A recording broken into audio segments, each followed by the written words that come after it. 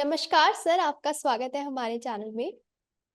नमस्कार कल्पना। तो मैं अपने दर्शकों को बताना चाहती हूँ कि प्रतापशील जी की त्रिक भाव की जो 3 वर्कशॉप आई है वो काफी ज्यादा सक्सेसफुल रही है, जो कि थी 6th 8th और 12th हाउस की। उसके बाद इनकी 11th हाउस की वर्कशॉप आने वाली है, वो भी बहुत ही जल्द। तो उससे पहले हम जानते हैं 11th हाउस के कुछ बारे में। वो है कि हम सभी जानते हैं सर कि 11th हाउस को लाभ का भाव कहा जाता है, आय का भाव कहा जाता है। तो ये हमारे जीवन में क्या अहमियत रखता है, क्या इंपॉर्टेंस है इसकी हमारे जीवन में? ये सवाल आपने बड़ा अच्छा पूछा।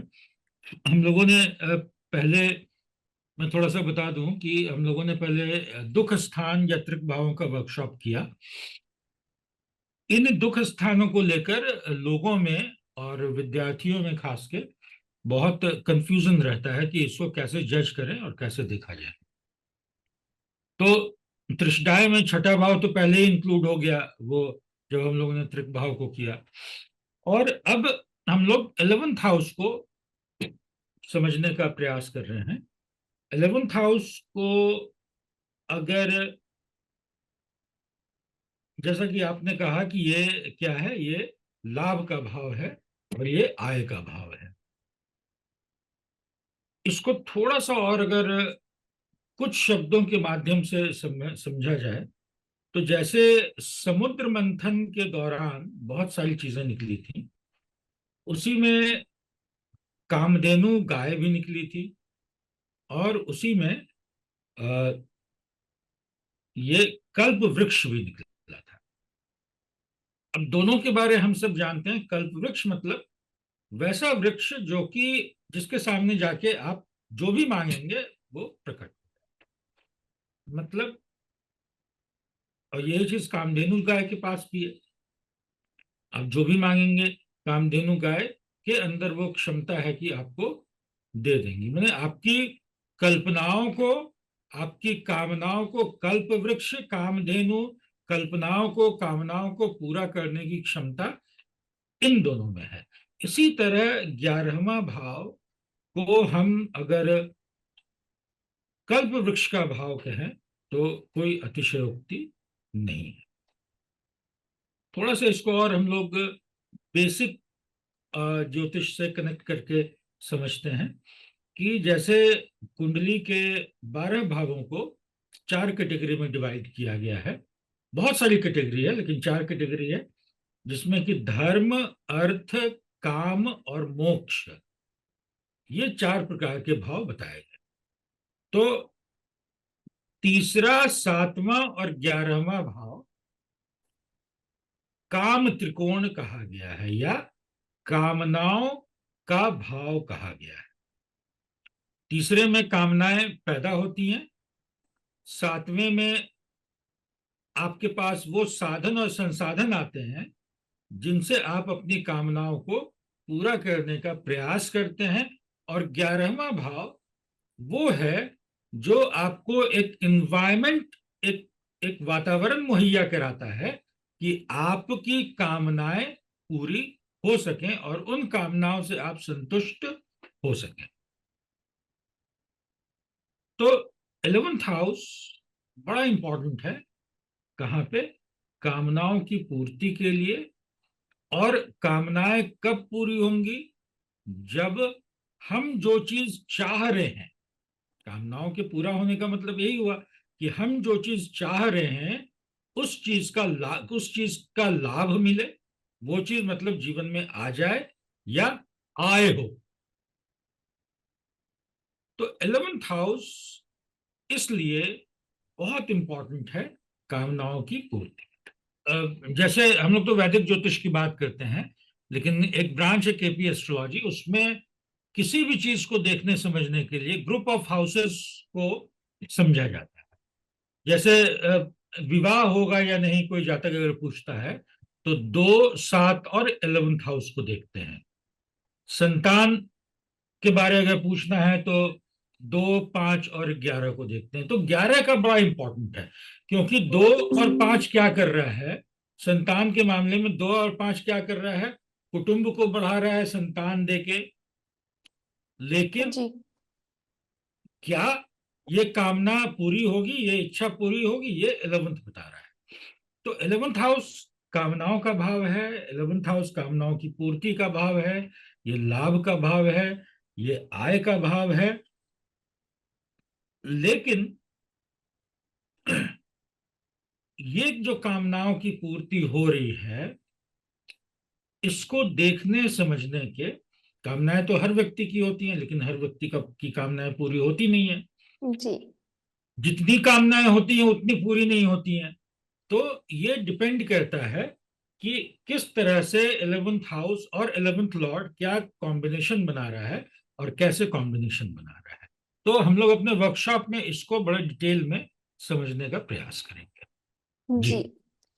तो सर हम 11th हाउस को दंड देने का भाव भी कहते हैं या जी। कहा जाता है, तो ऐसा हाँ, क्यों कहा जाता है? हाँ, ये एक बड़ा अच्छा सवाल है कि 11th हाउस को आ, हम लोग 11th हाउस के बारे में एक बहुत प्रसिद्ध कहावत है ज्योतिष में कि यहाँ पे सारे ग्रह अच्छा फल देते हैं। सही बात है, यहाँ सारे ग्रह अच्छा फल देते हैं। तो फिर भाई जिस घर में बैठ के सारे ग्रह अच्छा फल दे रहे हैं, उस भाव की गिनती त्रिशदाय में क्यों हुई? और त्रिशदाय जो 3 6 11 है, इस भाव को ज्योतिष में बड़ा खराब माना गया, जैसे मैंने शुरू में बताया। तो एक नियम है भवात भावम का ज्योतिष में। तो जब हम लोग गिनती गिनते हैं तो ये छठे से छठा है। अब छठा भाव बहुत खराब है, रोग का है, ऋण का है, शत्रु का है, तो ये छठे से छठा भाव है। प्लस 12वें से ये 12वां है, 12वां भाव भी बड़ा खराब है, व्यय का। तो ये किस किस किस को मैनिफेस्ट कर रहा है? छठे के मैनिफेस्टेशन का भाव है 11th, और 12th के मैनिफेस्टेशन का भाव है 11th। तो दो बुरे भावों का, दो दुख स्थानों के मैनिफेस्टेशन को कौन बता रहा है? 11th हाउस बता रहा है। और दुख स्थान दुख देने वाले भाव हैं। किस चीज के दुख? किस चीज का दुख? हमारे किए गए बुरे कर्मों के जी फल का दुख। तो वही तो दंड है। हमारे किए गए बुरे कर्म या पाप कर्म का जो फल मिलेगा वो भी निगेटिव मिलेगा, वही जीवन में दंड स्वरूप लगता है। तो 11th हाउस एक बड़ा बैलेंसिंग फैक्टर का भाव है, जो कि एक तरफ लाभ दे रहा है, एक तरफ दंड दे रहा है। या अगर हम कहें तो जब आदमी को जीवन में लाभ मिलने लगता है ना, तो उसके जीवन में लोभ बढ़ने लगता है।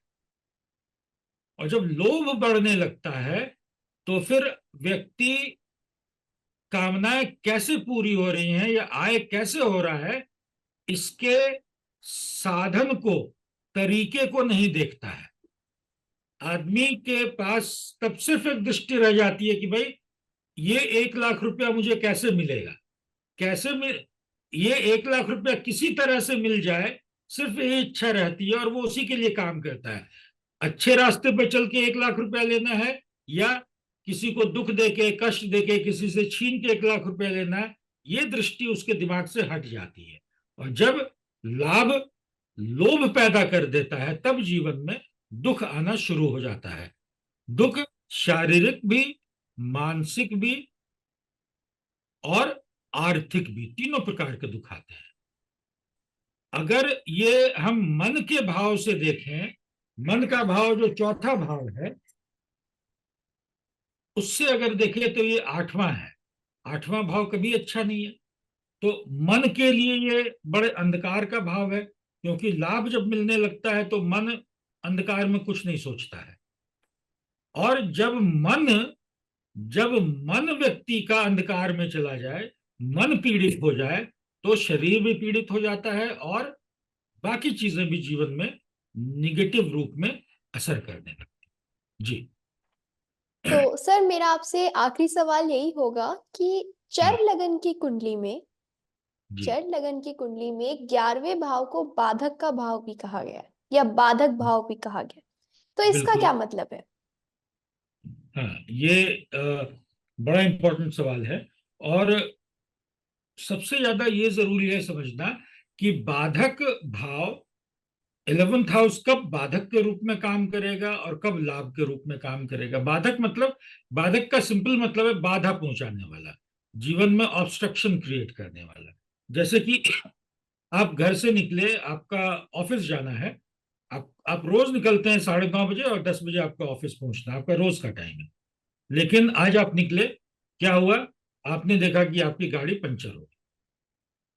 ठीक है, तो अब या तो आप पहले तो मन थोड़ा खिन्न होगा, उसके बाद अगर फैसिलिटी है या आप कह सकते हैं तो चक्का बदलेंगे, या नहीं तो कैब बुलाएंगे, अब आज के जमाने में जो फैसिलिटी हो गई है।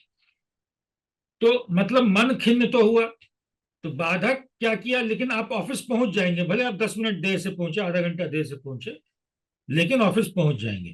तो ये जो चीज मिलने वाला है जीवन में, आप ऑफिस पहुंचने वाले हैं, जो चीज मिलने वाला है उसको उसको रोकेगा नहीं, क्या करेगा, उसमें ऑब्स्ट्रक्शन क्रिएट कर देगा। अब ये बाधक का एक छोटा सा समझने का स्वरूप हो गया। दूसरा चीज, चर लगन की कुंडली में, चर लगन मतलब 1 4 7 10, मतलब मेष कर्क तुला और मकर राशि, मकर लगन की कुंडली जो होगी, इन चारों लगन की जो कुंडली होगी, इसमें 11th हाउस बाधक होता है। इसी तरह स्थिर लगन की कुंडली में 2 5 8 11 जो लगन बनेगा उसमें 9th हाउस बाधक होता है। जी। और जो द्विस्वभाव लगन होता है 3 6 9 12, उसमें सप्तम भाव बाधक होता है। तो क्यों बाधक होता है, चर लगन में 11th हाउस ही क्यों बाधक होता है, इसको हम लोग बड़े डिटेल में समझने का प्रयास करेंगे अपने वर्कशॉप में।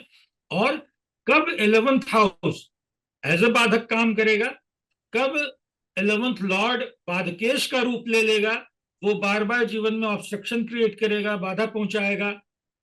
बाधा स्वास्थ्य के रूप में, पैसे के रूप में और मन के रूप में।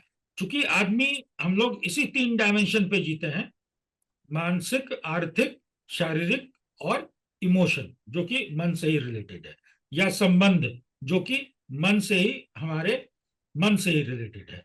तो इन चीजों को हम लोग समझने का प्रयास करेंगे कि 11th हाउस लाभ का भाव होने के बावजूद क्यों बाधक हो जाता है चर लगन की कुंडली में। जी। हाँ। तो धन्यवाद सर आपका, आपने हमारे दर्शकों को 11th हाउस के बारे में बताया बताया कि कैसे इसको हम आय का भाव और लाभ का भाव कहते हैं। साथ ही साथ आपने और भी चीजें एक्सप्लेन की चर लगन की कुंडली में, जिसके बारे में आपने बताया है कि जब वर्कशॉप होगी तो डिटेल में इस जानकारी आपको दी जाएगी। तो जी, इसके लिए मैं आपका बहुत बहुत धन्यवाद करती हूँ सर, और आपकी 11th हाउस के वर्कशॉप के लिए काफी इंतजार रहेगा ताकि हम और ज्यादा इसकी जानकारी प्राप्त कर सके। ठीक है, बहुत बहुत नमस्कार, बहुत बहुत धन्यवाद। और सभी दर्शकों को नववर्ष की बहुत शुभकामनाएं। और जल्दी हम लोग फिर एक नए वर्कशॉप में मिलते हैं, और बाकी वीडियो के लिए भी हम लोग जल्दी ही बैठेंगे और बात करेंगे। जी धन्यवाद। सर, धन्यवाद सर।